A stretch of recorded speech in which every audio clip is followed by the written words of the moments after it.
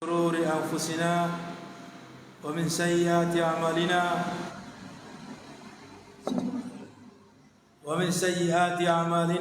من يهده الله فلا مضل له ومن يضلل فلا هادي له وأشهد أن لا إله إلا الله وحده لا شريك له وأشهد أن محمدا عبده ورسوله اللهم صل على محمد وعلى آله وصحبه ومن تبعهم بإحسان إلى يوم الدين. أما بعد، jamaah Masjid Asy-Syuhada yang semoga Allah Subhanahu wa taala senantiasa memberikan hidayah, taufik dan juga keberkahan kepada kita semua dimanapun kita berada. Pertama kalinya marilah kita senantiasa bersyukur kepada Allah Subhanahu wa taala di mana Allah berikan kesempatan kepada kita dan juga kesehatan untuk bisa hadir kembali di dalam majelis ilmu ini, yang mudah-mudahan Allah Tabaraka wa Ta'ala memberikan keistiqomahan kepada kita di atas ketaatan kepada Allah, ketaatan yang berdiri di atas ilmu, ketaatan kepada Allah berdiri berdasarkan pengetahuan yang hak, pengetahuan yang benar terhadap ajaran yang disampaikan oleh Rasulullah SAW. Selama ini kita sudah membahas tentang prinsip dasar akidah Ahlussunnah wal Jamaah yang pertama. Jadi selama ini dari awal sampai akhir ini baru satu prinsip, ya. Baru satu prinsip, yaitu beriman kepada rukun iman yang 6. Beriman kepada Allah, beriman kepada malaikat Allah, beriman kepada kitab-kitab Allah, beriman kepada rasul-rasul Allah, beriman kepada hari akhir, dan beriman kepada takdir yang baik ataupun yang buruk. Ini selama ini kita membahas hal itu. Dan selanjutnya adalah prinsip dasar akidah Ahlussunnah wal Jamaah yang kedua, yaitu bahwa iman itu adalah qaulun wa amalun wa i'tiqad. Iman adalah qaulun, ucapan, wa amalun, dan juga perbuatan, wa i'tiqadun, dan juga keyakinan. Yazidu bit ta'ati wa yanqusu bil ma'siyah. Iman itu bisa bertambah dengan melaksanakan ketaatan, dan iman itu bisa berkurang dengan sebab melakukan kemaksiatan. Ini adalah merupakan keyakinan Ahlussunnah wal Jamaah yang wajib kita yakini, yang merupakan prinsip dasar yang harus kita pahami, di mana iman itu maksudnya adalah terdiri dari 3 hal, yaitu ucapan dan perbuatan serta keyakinan, yang mana keimanan itu bisa bertambah dengan melakukan ketaatan kepada Allah, dan keimanan itu bisa berkurang akibat melakukan kemaksiatan. Dan ini yang membedakan dengan kelompok-kelompok menyimpang yang lainnya, yang mana ada di antara kelompok-kelompok yang menyimpang nanti mereka hanya memaknai iman itu ucapan dan hanya keyakinan saja. tanpa ucapan atau tanpa perbuatan. Atau ada yang meyakini hanya sebatas keyakinan dan ucapan tanpa ada hubungannya dengan perbuatan. Maka ahlu sunnah wal jamaah mengumpulkan dalam makna iman itu 3 hal tadi. Bahwasanya iman itu bentuknya adalah ucapan dan perbuatan dan keyakinan. Diyakini dalam hati tentang apa yang diimani, kemudian diucapkan dengan lisannya. Ini bagian bentuk persaksian. Dia tetapkan dengan lisannya, dia ucapkan dengan lisannya. Kemudian setelah itu dia wujudkan dengan amalan-amalan, dengan anggota badannya. Dengan anggota badannya. Ini adalah merupakan prinsip dasar akidah Ahlussunnah wal Jamaah yang kedua. Yang mana iman itu bisa bertambah dan juga bisa berkurang. Dan bukanlah iman itu sebagaimana yang dilakukan oleh orang-orang munafik. Ini keimanannya orang munafik itu dia hanya terdiri dari 2 hal saja. Ya, orang munafik itu terdiri dari 2 hal. Dia mengucapkan ucapan, dia mengaku saya beriman. Bahkan dia melakukan amalan, mungkin sholat berjamaah dengan kaum muslimin. Ya, mungkin melakukan amalan ketaatan, tapi hatinya tidak meyakini itu. Berarti ini hanya 2, ucapan, perbuatan, tapi keyakinannya tidak.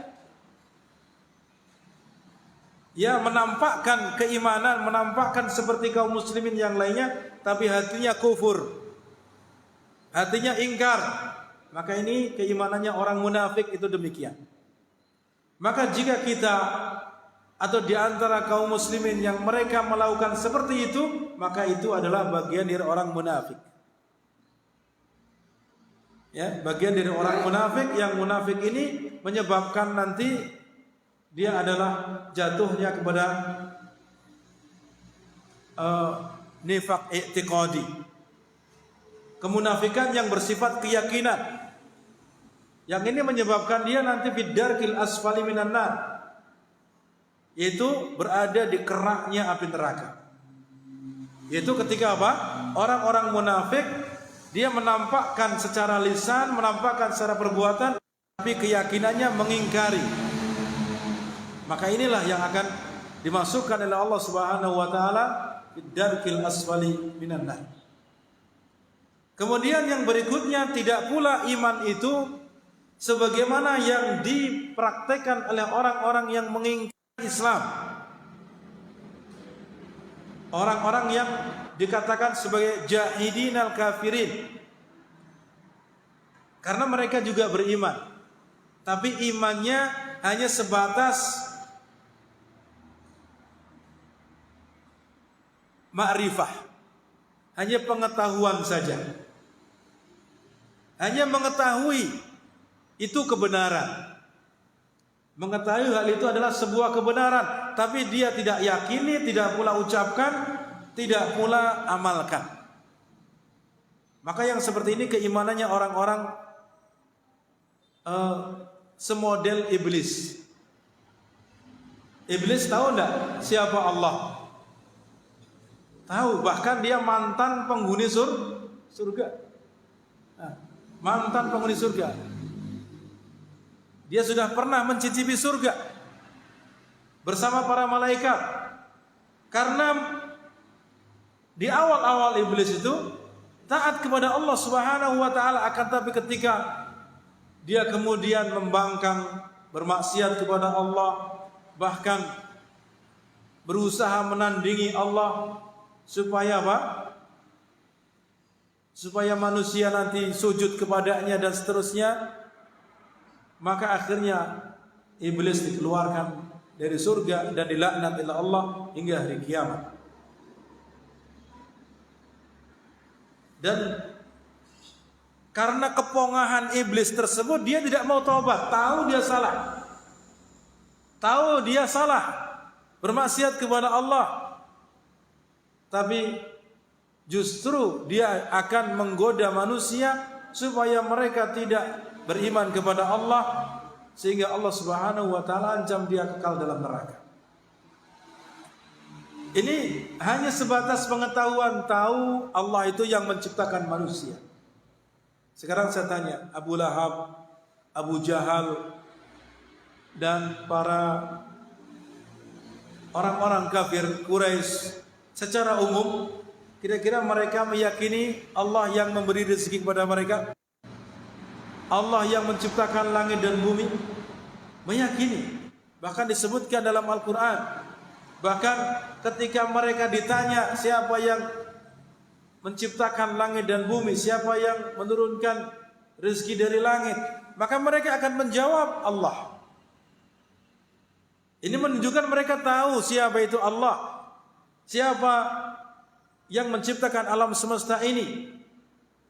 Akan tapi pengetahuan ini tidaklah menjadikan dia sebagai seorang yang beriman. Maka kalau seseorang dalam hidupnya hanya meyakini atau mengetahui Allah itu Tuhan kita, Allah itu yang menciptakan kita, Allah yang memberi rezeki kepada kita, tapi dia tidak mau meyakini itu, tapi dia tidak mau menyaksikan, menetapkan dengan lisannya, tidak pula dengan mempraktekkan dengan anggota badannya, dengan menyembah Allah, melaksanakan perintahnya, maka yang seperti ini sama dengan orang-orang kafir tadi. Sama statusnya seperti Abu Lahab, Abu Jahal, dan seterusnya. Nah, bahkan sama seperti Fir'aun. Dikatakan di dalam Al-Quran menyifati orang-orang yang mengikuti Fir'aun atau Fir'aun dan juga bala tentaranya, wajahadu biha wastaiqanatha anfusuhum dzulman wa 'uluwa. Ketika Allah Subhanahu wa taala datangkan Nabi Musa yang Allah utus untuk mendakwahi Bani Israel dan juga Fir'aun, ya, dan juga Fir'aun di dalamnya, supaya dia diingatkan dari kedzalimannya, supaya dia kembali menyembah Allah Tabaraka wa taala dan tidak berbuat syirik. Akan tapi dia mengingkari, tidak percaya kepada utusan Allah tersebut. Bahkan setelah datang berbagai macam tanda-tanda kekuasaan Allah berupa mukjizat yang Allah berikan kepada Nabi Musa, tetap saja secara zahir mereka mengingkari. Sehingga Allah Subhanahu wa taala sebutkan dalam ayat tadi, wajahadu biha. Wajahadu biha maksudnya ini Fir'aun dan orang-orang yang mengikutinya, mereka mengingkari. Ya. Mengingkari siapa? Mengingkari apa yang didatangkan oleh Allah melalui Nabi Musa. Baik itu risalahnya, baik itu tanda-tanda kekuasaan Allah selama ini. Mereka ingkari, tidak percaya. Akan tapi apa? Ya, wastaiqanatha anfusuhum. Akan tapi hatinya sebenarnya meyakini itu benar. Tidak mungkin itu adalah sesuatu yang salah. Didatangkan kepada Nabi Musa berbagai macam mukjizat, tongkat yang bisa berubah menjadi ular, kemudian tangan Nabi Musa yang bersinar, kemudian Allah datangkan azab kepada mereka berupa dikirimnya berbagai macam azab, seperti datangnya belalang, jarat yang begitu banyak sehingga menyiksa mereka. Kemudian setelah itu dikirim pula, ya, dofadi, kata tidak hanya satu jua, tapi banyak, melimpah, sehingga membuat tersiksa mereka dengan suaranya, dengan adanya, kata di rumah-rumah mereka, di tempat-tempat makanan mereka, dan seterusnya. Ketika mereka datang kepada Nabi Musa supaya berdoa kepada Tuhannya supaya menghilangkan ini, akhirnya Allah hilangkan azab tersebut, yang mana mereka berjanji kalau dihilangkan akan beriman. Tapi setelah itu ingkar lagi. Allah turunkan azab berikutnya berupa kumal, kutu. Akan tapi mereka juga setelah datang kepada Nabi Musa minta supaya dihilangkan kutu tersebut, siksaan tersebut. Kemudian Allah hilangkan. Tetap saja mereka mengingkari janjinya akan beriman kepada Nabi Musa. Setelah itu Allah datangkan azab yang berikutnya, air berubah jadi darah. Tempat minum mereka, tempat mandi mereka, ya, berubah semuanya merah jadi darah. Akan tetapi setelah mereka minta kepada Nabi Musa supaya berdoa kepada Rabb-Nya untuk menghilangkan azab itu, tetap saja mereka tidak mau menepati janjinya, mau beriman. Dari berbagai macam azab yang Allah turunkan, kemudian Allah singkapkan, Allah hilangkan azab itu dengan berkat doa Nabi Musa alaihissalam. Maka ketika sudah berlebihan, kemudian terakhir ditenggelamkan di lautan. Sebenarnya dengan kejadian-kejadian itu mereka, Fir'aun itu wastaiqonatha anfusuhum, mereka meyakini hal itu, kebenaran itu diyakini dalam hatinya, tapi tidak mau mengucapkan, tidak pula mau mengikuti Nabi Musa dan seterusnya. Buktinya di akhir-akhir ketika sudah jelas dia akan tenggelam, akan mati, baru kemudian amantu bi Rabbi Musa wa Harun. Saya beriman kepada Rabb-Nya Nabi Musa dan Harun. Begitu. Akan tapi tidak bermanfaat apa yang telah dia lakukan, karena sudah tertutup pintu taubat. Nyawa sudah berada di kerongkongan, tidak mungkin lagi dia hidup setelah itu. Maka tidaklah diterima taubatnya. Karena batasan bertaubat itu ketika nyawa sudah berada di kerongkongan. Ya. Kemudian kalau matahari sudah terbit dari sebelah barat, maka sudah tertutup pintu taubat. Tidak lagi diterima taubat setelah itu. Wajahadu biha wastaiqonatha anfusum zulman wa uluwa. Kenapa mereka ingkar? Tidak mau mengakui apa yang dibawa oleh Nabi Musa itu kebenaran, padahal hatinya meyakini, tapi tidak mengungkapkan dengan lisan, tidak pula mau mengikuti secara perbuatan. Ya, zulman wa uluwa. Ini tidak lain adalah akibat kezaliman mereka dan kesombongan. Maka para ulama kemudian menyimpulkan seseorang tidak akan bisa menerima kebenaran jika di dalam hatinya ada kesombongan.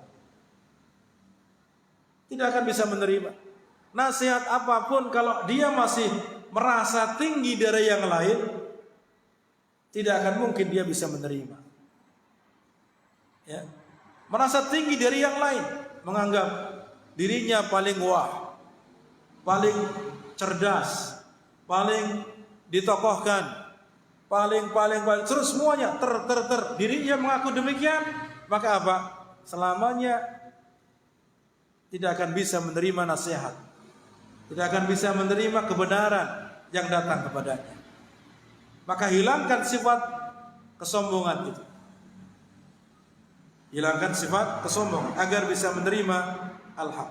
Kemudian ayat yang lain Allah tabaraka wa taala berfirman, qad na'lamu innahu la yahzunuka alladhi yaqulun fa innahum la yukadzibunaka walakinna adh-dhalimina bi ayatillahi yajhadun.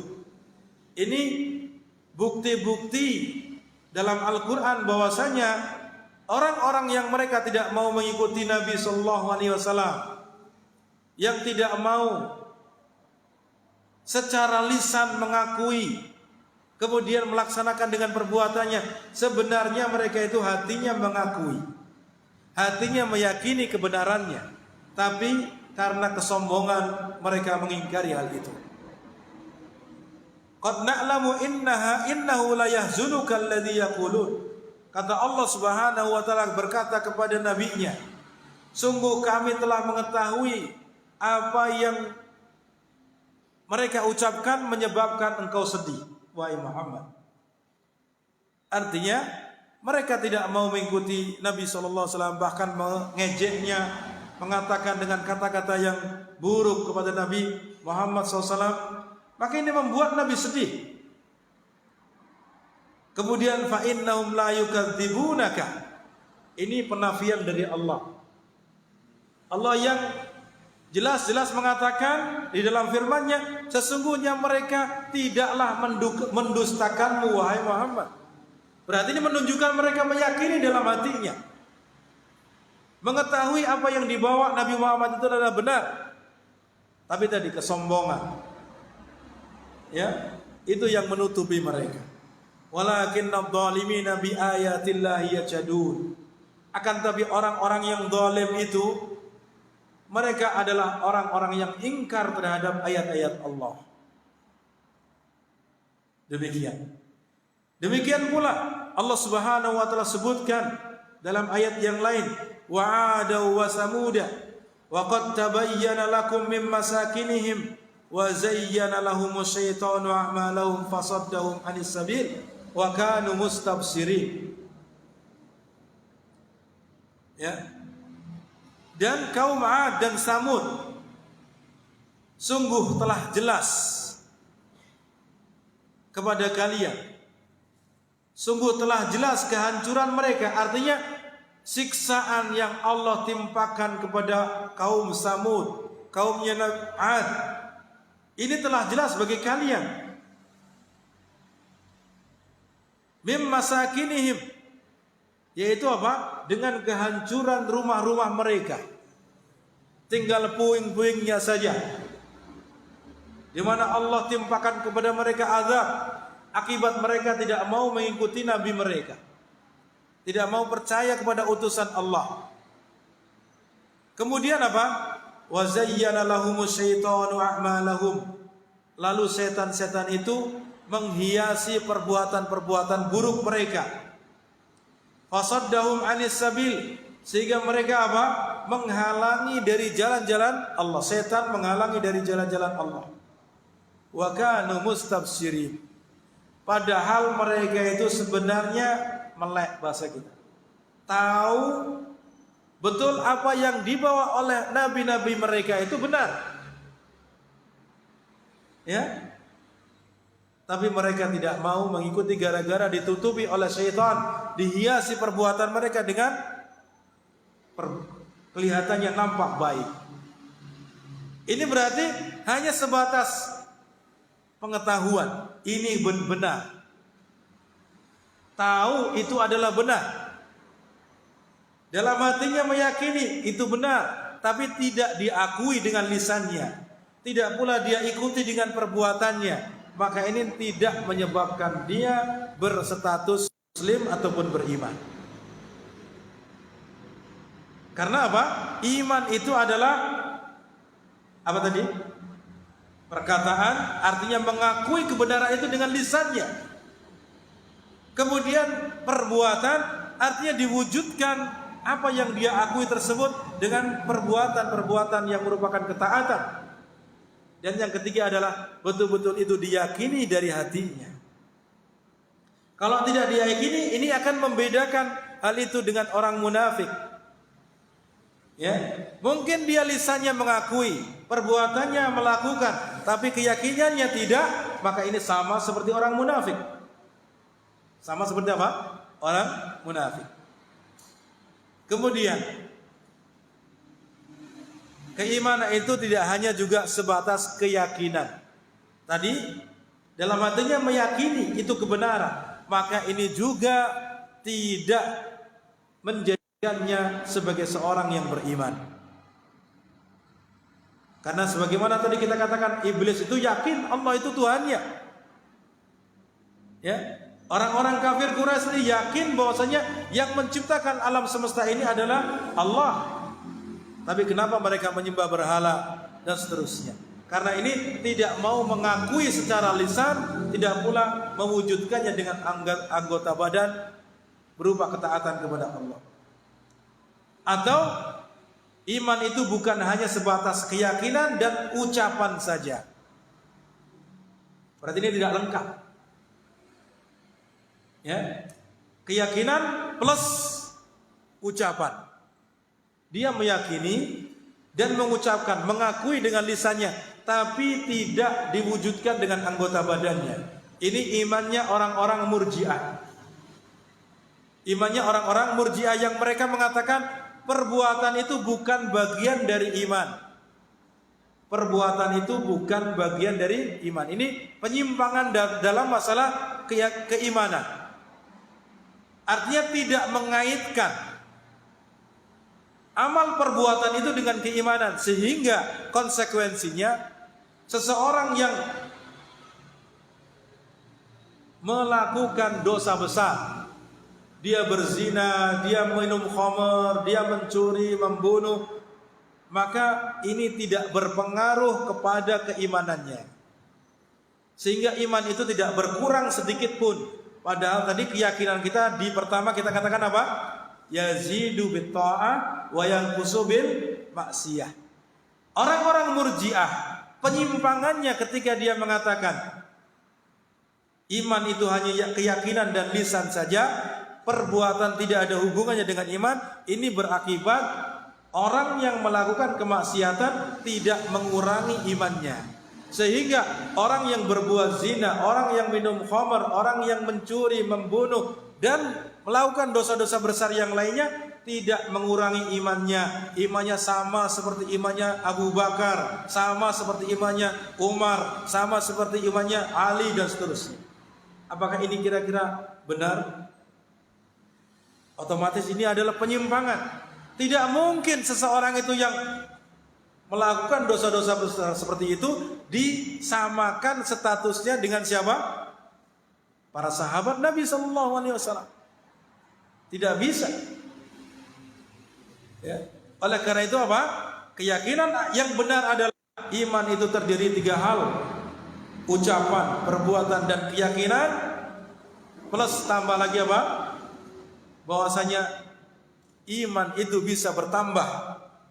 Semakin banyak ketaatannya maka semakin tinggi imannya. Kemudian semakin dia banyak melakukan kemaksiatan, semakin rendah imannya, berkurang, bahkan bisa jadi habis sama sekali. Ini jika terlalu banyak melakukan kemaksiatan. Terlebih lagi jika kemaksiatan itu dosa besar. Bahkan bisa jadi kemaksiatan itu adalah termasuk perbuatan yang mengakibatkan batalnya keimanan. Maka sudah hilang status keimanannya. Jadi demikian para jamaah rahimani wa rahimakumullah. Di sana banyak sekali dalil yang menunjukkan amal itu bagian dari iman. Bahkan amal itu adalah syarat iman itu sendiri. Ya. Di antaranya adalah bahwasanya amalan itu bagian dari keimanan. Firman Allah tabaraka wa taala, innamal mu'minuna alladzina idza dzukirallah wajilat qulubuhum wa idza tuliyat alaihim ayatu zadatuhum imana wa ala rabbihim yatawakkalun. Sesungguhnya orang-orang yang beriman itu apabila disebut nama Allah maka bergetarlah hati mereka. Ya, kira-kira kalau kita disebut nama Allah di hadapan kita, bergetar dah iman kita, hati kita. Maka kalau belum bergetar, ini iman kita masih belum maksimal. Ya. Bergetarlah hati mereka. Wajilat qulubuhum wa idza tuliyat alaihim ayatuhu.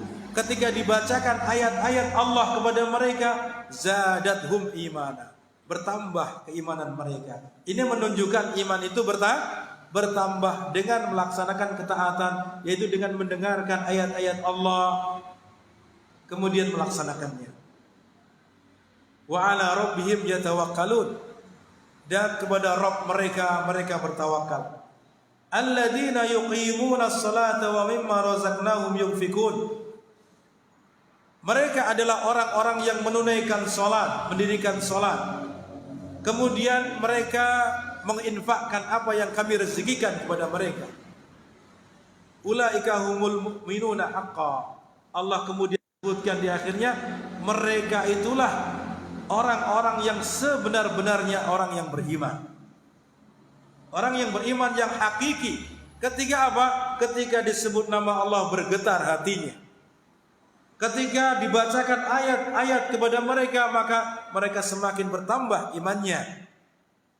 Orang-orang yang mendirikan salat, yang mereka menginfakkan apa yang telah Allah berikan rezeki kepada mereka, itulah yang dikatakan oleh Allah sebagai orang yang iman sejati. Orang yang beriman sejati. Kira-kira mendengarkan ayat, berzikir, melaksanakan salat, membayar zakat atau berinfak di jalan Allah, itu semuanya amal perbuatan atau tidak? Semuanya amal perbuatan. Ini semua yang kemudian menjadikan bertambah imannya dan dikatakan sampai beriman yang sebenarnya. Demikian. Kemudian pula Allah Subhanahu wa taala menyebut salat itu dengan lafaz iman. Amalan salat diungkapkan dalam Al-Quran sebagai iman. Allah Ta'ala berfirman, wa ma kana Allahu liyudhi'a imanakum. Ini disebutkan dalam surat Al-Baqarah ayat 143. Barangkali antum nanti bisa melihat, mengungkapkan bahwasanya ungkapan salat itu disebut dalam ayat ini sebagai iman. Ya, wa ma kana Allahu liyudhi'a imanakum. Sungguh Allah itu, dan tidaklah Allah itu menyia-nyiakan salat kalian. Padahal di sini lafadznya apa? Iman. Ini menunjukkan amalan salat itu bagian dari iman. Amalan salat itu bagian dari apa? Iman. Karena Allah ungkapkan perbuatan salat dengan iman, begitu. Artinya apa? Ini mengungkapkan, kalau melihat ayat sebelumnya, bahwasanya Rasulullah SAW sebelumnya itu salat menghadap Baitul Maqdis. Ini di awal-awal Islam, bahwasanya Rasulullah dan para sahabatnya awal-awal itu salat menghadap apa? Baitul Maqdis yang berada di Palestina. Jadi kiblahnya masih mengikuti kiblah agama sebelumnya, yaitu menghadap Baitul Maqdis. Kemudian turunlah ayat Allah Subhanahu wa taala agar Rasulullah SAW memalingkan kiblatnya ke Ka'bah, ke arah Ka'bah yang berada di Makkah Al-Mukarramah. Ya, dan ini yang diharapkan oleh Rasulullah SAW. Kemudian Allah Subhanahu wa taala menyebutkan ayat ini adalah apa? Apa yang telah berlalu berupa salat kalian menghadap Baitul Maqdis itu Allah tidak sia-siakan. Artinya tetap Allah akan berikan pahala kepada kalian. Yang selama ini kalian salat dengan menghadap apa? Baitul Maqdis. Demikian.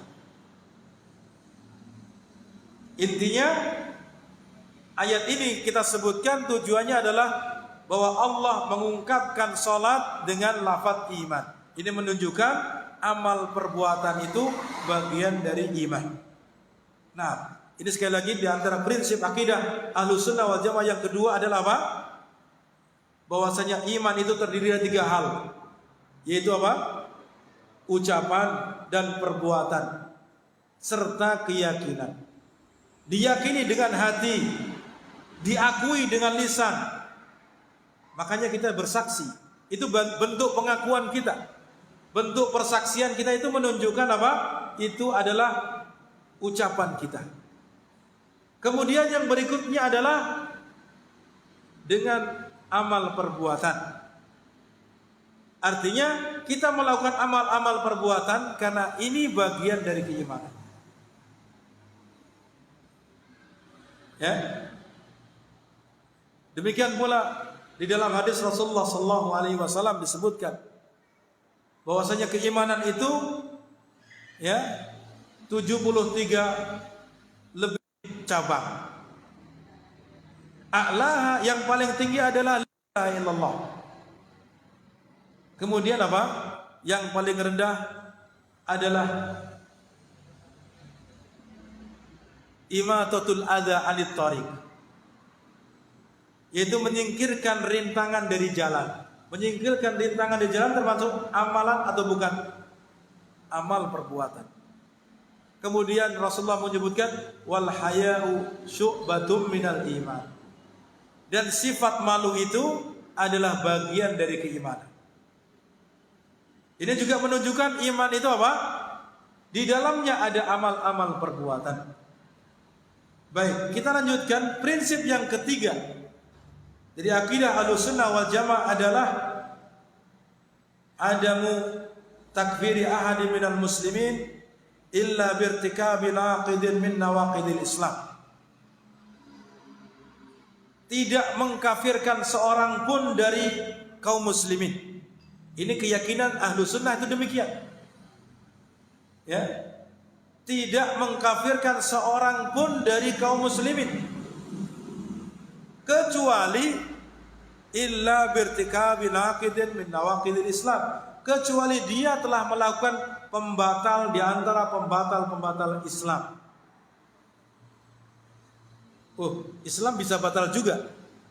Nah, para ulama mengibaratkan bahwasanya Islam itu bisa batal, artinya dia melakukan penyebab pembatal keislaman itu sehingga dia berubah menjadi murtad, berubah menjadi orang yang tidak memiliki keimanan atau statusnya bukan muslim. Jika dia melakukan pembatal itu, sebagaimana batalnya thaharah, bersuci ketika ada pembatalnya. Ya. Ketika seseorang telah bersuci, berwudu, lalu dia buang angin atau BAB, batal atau tidak? Batal. Maka dia harus berwudu lagi. Berwudu lagi supaya dia dalam keadaan suci untuk sholat atau yang lainnya. Maka demikian pula Islam. Di sana Islam itu ada pembatal-pembatalnya yang menyebabkan seseorang itu kemudian nanti akan keluar dari statusnya muslim sehingga berubah menjadi non muslim ketika dia apa? Melakukan pembatal-pembatal keislaman tersebut. Sehingga kita tidak boleh kemudian menuduh fulan adalah kafir, menuduh muslim ini adalah kafir. Ya, tidak boleh. Kecuali jika dia telah melakukan pembatal-pembatal keislaman. Nah, tentunya kewajiban kita bukan untuk menuduh, menstempel, mencap fulan kafir, fulan tidak. Tapi kewajiban kita, kalau ada yang melakukan pembatal-pembatal ini, kita ingatkan. Kita apa? Kita ingatkan, ini adalah penyebab kekufuran, maka jangan lakukan. Khawatir nanti dengan melakukan ini, kamu akan menjadi non-muslim. Akan menjadi apa? Status keislamannya menjadi hilang. Maka ingatkan itu. Jadi bukan kita kemudian apa? Tujuannya kemudian menstempel orang, menilai fulan kafir, bukan. Tapi berhati-hati. Kita mengetahui pembatal-pembatal ini tujuannya supaya kita berhati-hati dan kita juga mengingatkan orang lain agar berhati-hati tidak tercebur ke dalam pembatal-pembatal keislaman ini. Karena dikhawatirkan orang yang melakukannya nanti akan tercebur ke dalam apa? Ya, statusnya menjadi hilang dari keislamannya. Demikian. Dikatakan di sini wa min usuli ahli sunnati wal jamaah inna annahum la yukaffiruna ahada minal muslimin. Di antara prinsip dasar akidah ahlu sunnah wal jamaah adalah bahwasanya mereka ahlu sunnah wal jamaah tidak mengkafirkan seorang pun dari kaum muslimin. Maka ini menjadi bantahan bagi mereka yang menuduh sedikit-sedikit kafir, sedikit-sedikit kafir. Bahwa keyakinan kita ahlu sunnah wal jamaah prinsipnya adalah apa? Tidak boleh kita sedikit-sedikit mengatakan orang muslim ini kafir, tidak boleh. Kecuali apa? Illa idza irtakaba naqidan min nawaqidil Islam. Kecuali muslim itu orang tersebut telah melakukan pembatal di antara pembatal-pembatal keislaman. Ya. Tapi tentunya tidak boleh kemudian kalau kita melihat ada orang muslim dia melakukan salah satu pembatal saja langsung kita cap dia kafir. Tidak bisa demikian. Karena apa? Ada syarat-syaratnya. Barangkali dia belum tahu hukumnya. Barangkali dia belum pernah mendapati ilmunya. Barangkali belum ada orang yang mengingatkannya. Ini harus dilakukan dulu. Sampaikan ilmunya, tegakkan hujah kepadanya. Atau barangkali dia tertipu oleh orang yang mengatakan bahwasanya oh ini tidak apa-apa dilakukan. Yang mengatakan ini bisa jadi tokoh, bisa jadi adalah seorang yang dianggap sebagai tokoh agama misalkan. Maka ini barangkali karena kejahilan, karena dia mungkin mentakwilkan ayat dan seterusnya. Maka tidak serta-merta kemudian kita katakan walaupun dia telah melakukan pembatal keislaman, tidak boleh kemudian kita katakan dia langsung dicap kafir. Tidak bisa. Harus ada syarat-syaratnya, harus ada ditegakkan hujah dan seterusnya. Dan ini pun bukan urusan orang awam, penuntut ilmu bukan. Ini urusannya para ulama. Kewajiban kita orang yang tahu mengingatkan saja. Kalau kita tahu ada fulan melakukan pembatal keislaman, kita ingatkan saja. Kewajiban kita bukan mencap fulan kafir, fulan fasik, fulan ahli bidah, tidak. Kewajiban kita adalah dakwah, menyampaikan apa? Kebenaran, mengingatkan. Itu kewajiban kita. Nah, kemudian disebutkan amma maka minal kabair allati hiya duna syirki wa lam yadulla dalilun ala kufri murtaqibiha katarki sholati takasulan fa innahum la yahkumuna ala murtaqibiha ay al kabair bil kufri. Perhatikan di sini. Adapun dosa-dosa besar di bawah syirik, karena dosa yang paling tinggi, yang paling Allah murkai adalah dosa syirik. Yang mana dosa syirik tidak akan diampuni oleh Allah pelakunya kalau dia belum bertaubat. Meninggal dunia belum bertaubat, tidak akan pernah diampuni oleh Allah Subhanahu wa taala. Ini dosa syirik. Adapun di bawah syirik, dosa-dosa besar di bawah syirik seperti mencuri, membunuh, berzina, minum khamar, makan riba, durhaka kepada orang tua, ya, ini semua dosa-dosa besar. Ketika ada orang yang melakukan hal itu, tapi keimanannya masih menghunjam di dalam hatinya, maka dia tidak bisa kemudian dikatakan telah melakukan pembatal keislaman. Maka ahlu sunnah wal jamaah menghukumi pelakunya, pelaku dosa besar seperti orang yang membunuh, orang yang mencuri, orang yang berzina, orang yang minum khamar, orang yang melakukan perbuatan dosa-dosa tadi bukan dihukumi kafir. Tidak dihukumi apa? Kafir. Dia statusnya muslim, mukmin, tapi dia telah melakukan dosa besar sehingga dia dihukumi fasik, orang yang fasik. Ya, tetap statusnya mukmin, muslim, tapi dia fasik. karena melakukan kemaksiatan dosa besar. Ya. Kemudian di sana ada dosa-dosa besar yang dinilai pelakunya menjadi kafir. Pelakunya menjadi kafir, seperti orang yang secara zahir mengakunya muslim tapi tidak mau sholat. Tidak mau sholat. Kalau para ulama sepakat, orang yang mengingkari wajibnya sholat semua ini adalah kafir. Orang yang mengingkari, dia mengaku muslim tapi dia mengatakan sholat tidak wajib, meyakini itu dan ilmunya sudah disampaikan, maka yang seperti ini jelas orang seperti ini oleh para ulama disebut telah kafir, ya, melakukan kekufuran, karena dia mengatakan bahwasanya sholat tidak wajib, ya, sholat tidak wajib. Kalau dia mengatakan sholat itu wajib, sholat itu wajib,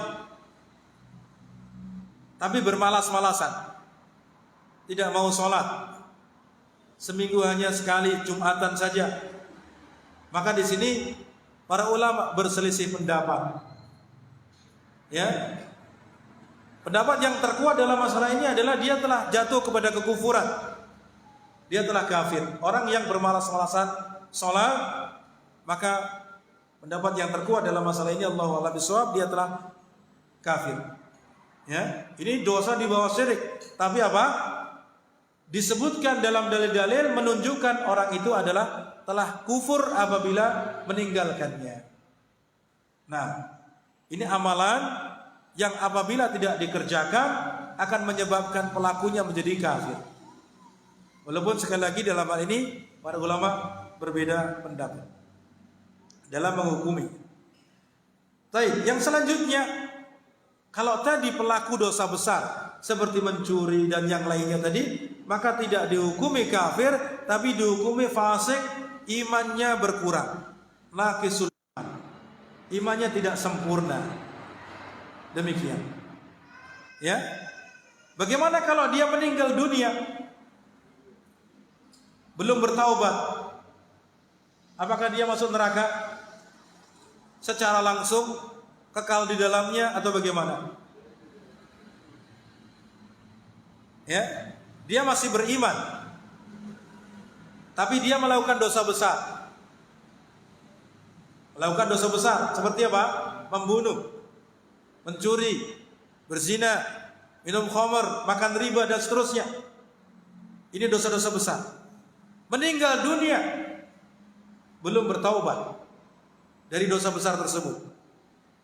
Kira-kira bagaimana? Langsung masuk neraka? Kekal dalam neraka atau bagaimana?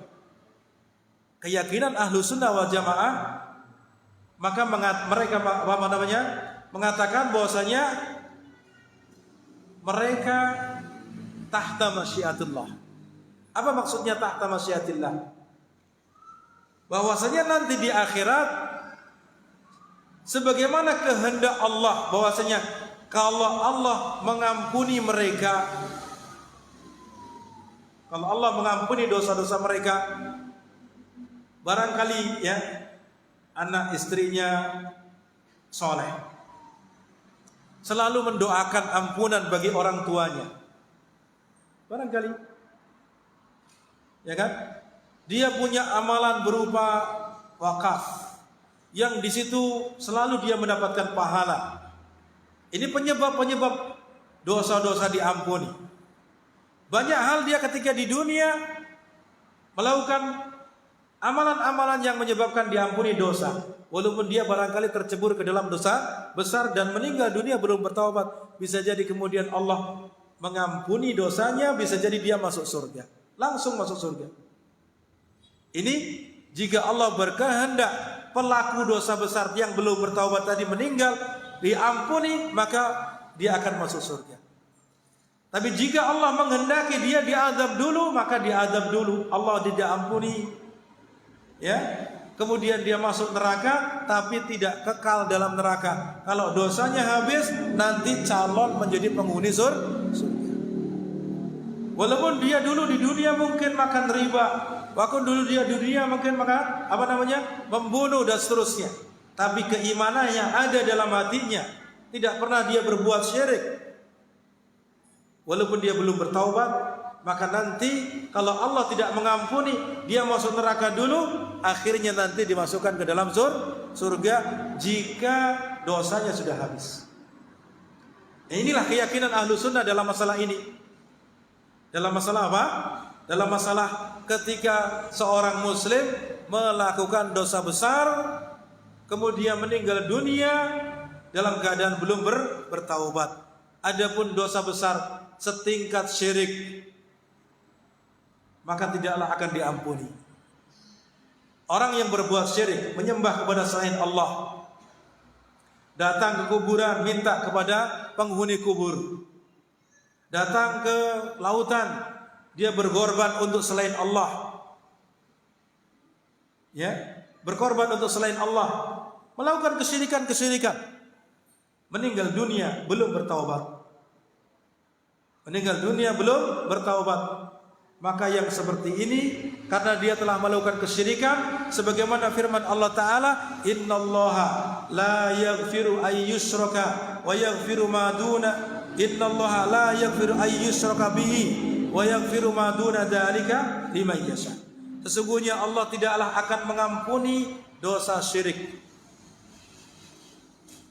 Ya, berarti kalau dia meninggal dunia belum bertaubat dari kesyirikannya, sudah, ini calon penghuni neraka, kekal di dalamnya.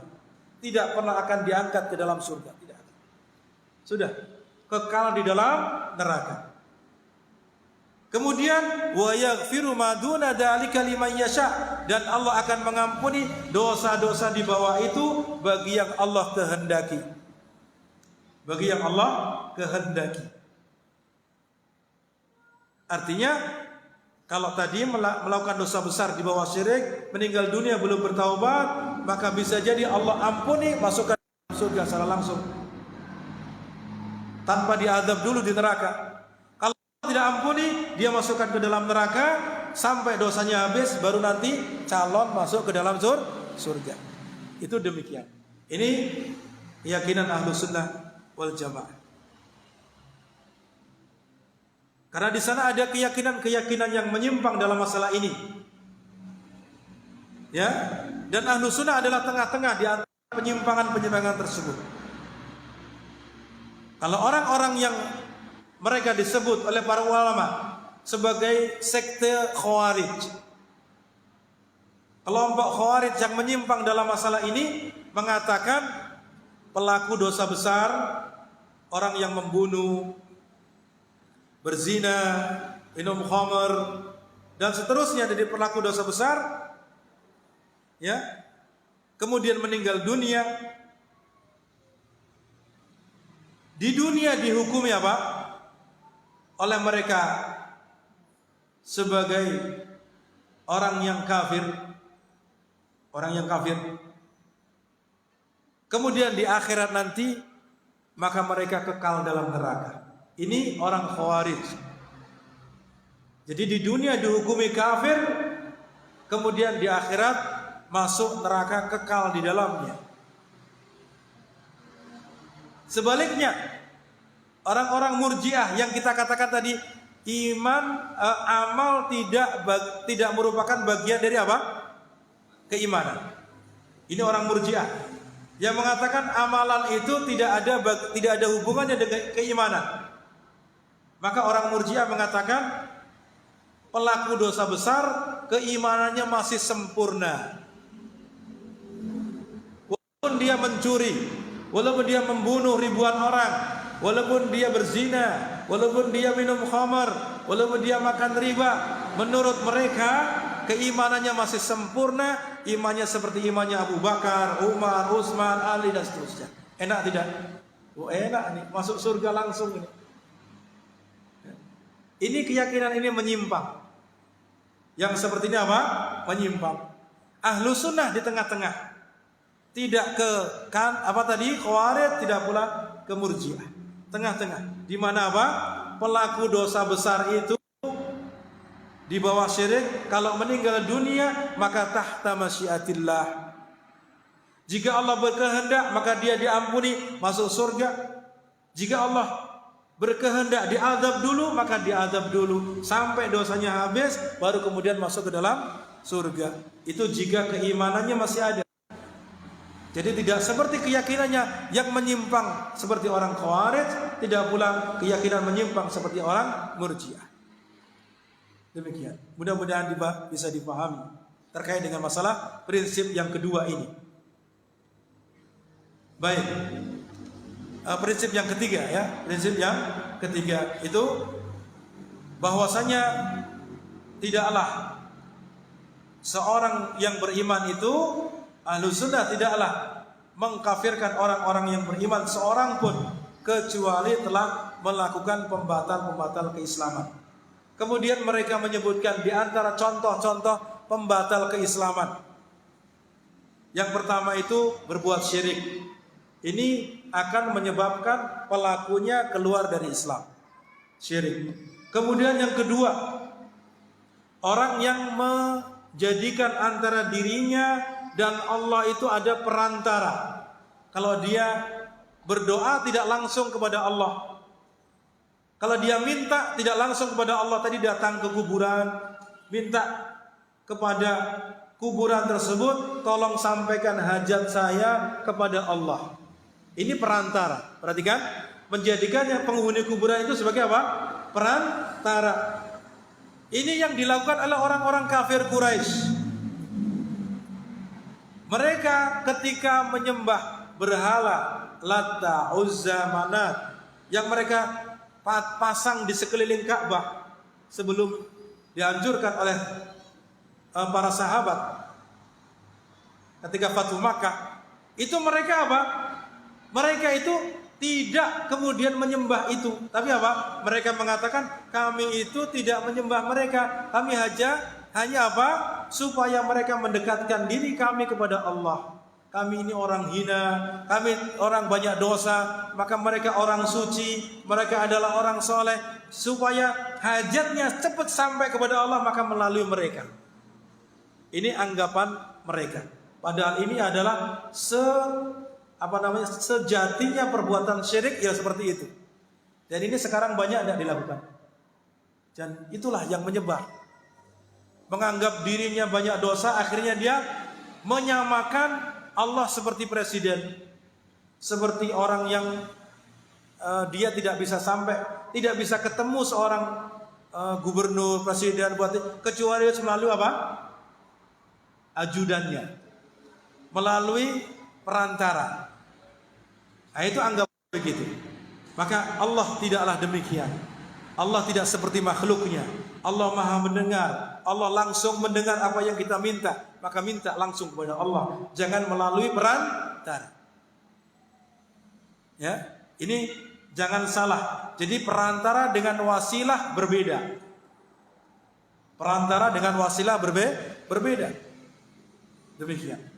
Kemudian berikutnya, di antara bentuk yang menyebabkan seseorang itu bisa keluar dari Islam atau batal keislamannya adalah orang yang tidak meyakini kafirnya orang musyrik. Dia mengatakan, orang Nasrani, orang Yahudi itu mereka tidak kafir. Nah, maka yang seperti ini bahaya. Bisa jadi dia akan jatuh kepada kekufuran. Bisa jadi Islamnya menjadi batal. Karena apa? Tidak menganggap orang musyrik, orang kafir yang telah Allah katakan kafir itu menjadi kafir. Ya, Allah telah sebutkan innalladzina kafaru min ahlil kitab wal musyrikina. Sesungguhnya orang-orang kafir itu dari kalangan orang-orang apa? Ahli kitab, Yahudi dan Nasrani, dan orang-orang musyrik, Majusi, Hindu, Buddha dan seterusnya. Ini Allah sudah sebut mereka orang kafir. Lalu kok ini ada orang mengaku muslim, dia mengatakan, mereka tidak kafir. Berarti dia percaya tidak dengan ayat tadi? Dia telah mendustakan ayat tersebut. Maka ini telah jatuh kepada kekufuran, sehingga menjadi batal keislamannya.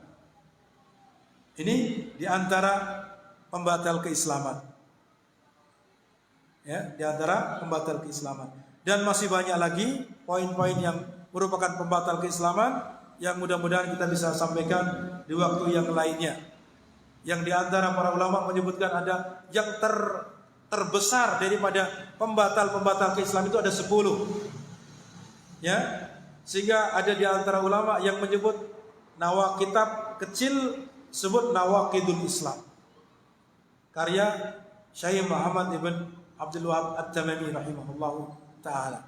Nawaqidul Islam, pembatal-pembatal keislaman. Disebutkan di situ ada 10 poin. Di antaranya 3 yang sudah kita sebutkan tadi. 3 poin yang sudah kita sebutkan tersebut. Antum bisa barangkali merujuk, insya Allah sudah banyak yang disebutkan di terjemahan-terjemahan pembatal-pembatal keislaman. Atau kalau antum bisa misalkan browsing, tulis saja pembatal-pembatal keislaman, entah itu di Facebook atau di YouTube atau mungkin di di Google, ya. Itu ada di sana sebutkan pembatal-pembatal Islam apa saja. Antum bisa rujuk, antum bisa lihat apa saja. Hanya saja tadi kita sebagai seorang muslim tidak kemudian bersikap kepada orang yang melakukannya langsung kita katakan, oh kamu kafir, kamu ini, enggak. Tujuan kita mengetahui itu pertama untuk diri kita, supaya kita tidak terjerumus ke dalam perbuatan tersebut. Yang kedua, kita mengingatkan kepada orang lain agar dia tidak melakukan hal tersebut. Kalaupun ada yang melakukannya, maka kita tidak boleh kemudian mengatakan fulan kafir, karena ini bukan wewenang kita. Itu adalah wewenangnya para ulama kaitannya dengan masalah itu. Menghukumi fulan kafir atau tidak kafir itu wewenangnya para ulama. Setelah apa? Setelah kemudian disampaikan kepadanya hujah, dijelaskan secara detail, difahamkan dan seterusnya. Jadi tidak sembarangan di dalam menghukumi fulan kafir, fulan fasik, fulan ahli bid'ah dan seterusnya. Tidak demikian. Ya, kita tahu tentang pembatal-pembatal Islam, tujuannya adalah membentengi kita agar kita tidak terjerumus ke dalam perbuatan itu. Kemudian yang kedua, kita bisa mengingatkan orang lain agar tidak melakukan pembatal-pembatal keislaman tersebut. Demikian barangkali yang bisa kita sampaikan. Sallallahu ala nabiyina Muhammad wa ala alihi washabihi ajmain. Ya, barangkali nanti ada pertanyaan, silakan. Ya, ada pertanyaan, silakan.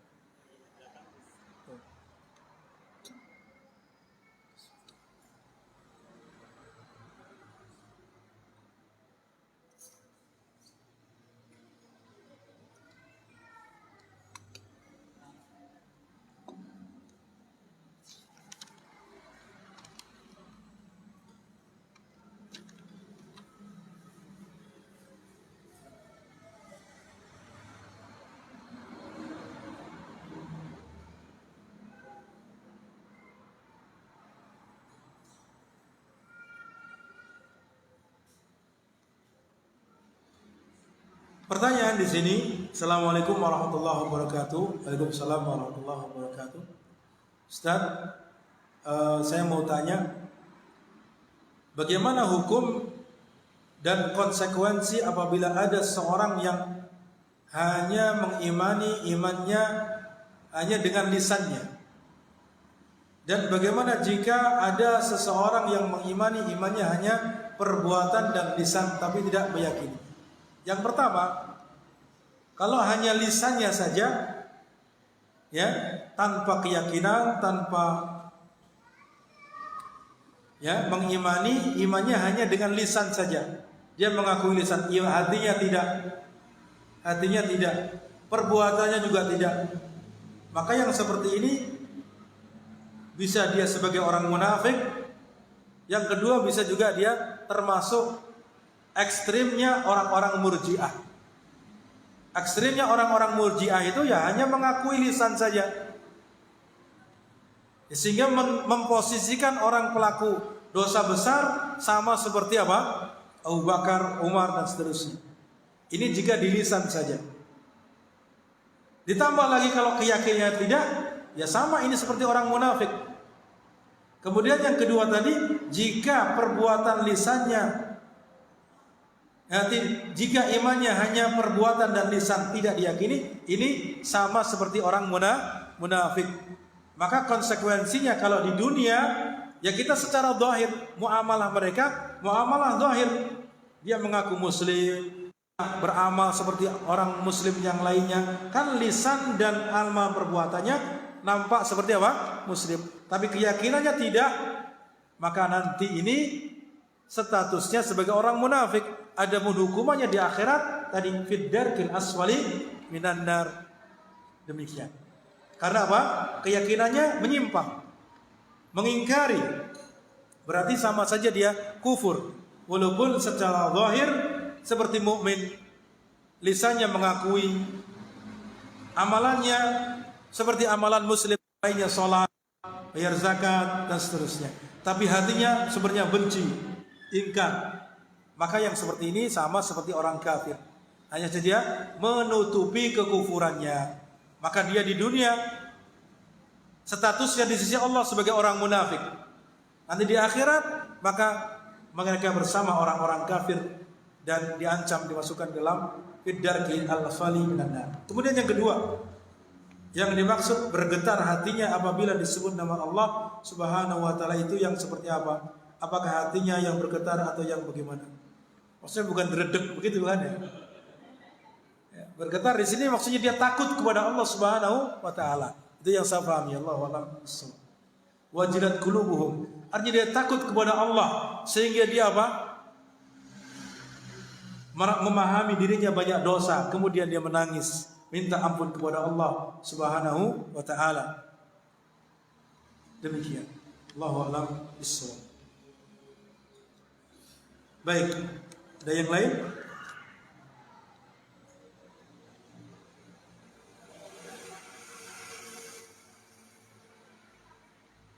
Kalau tidak ada.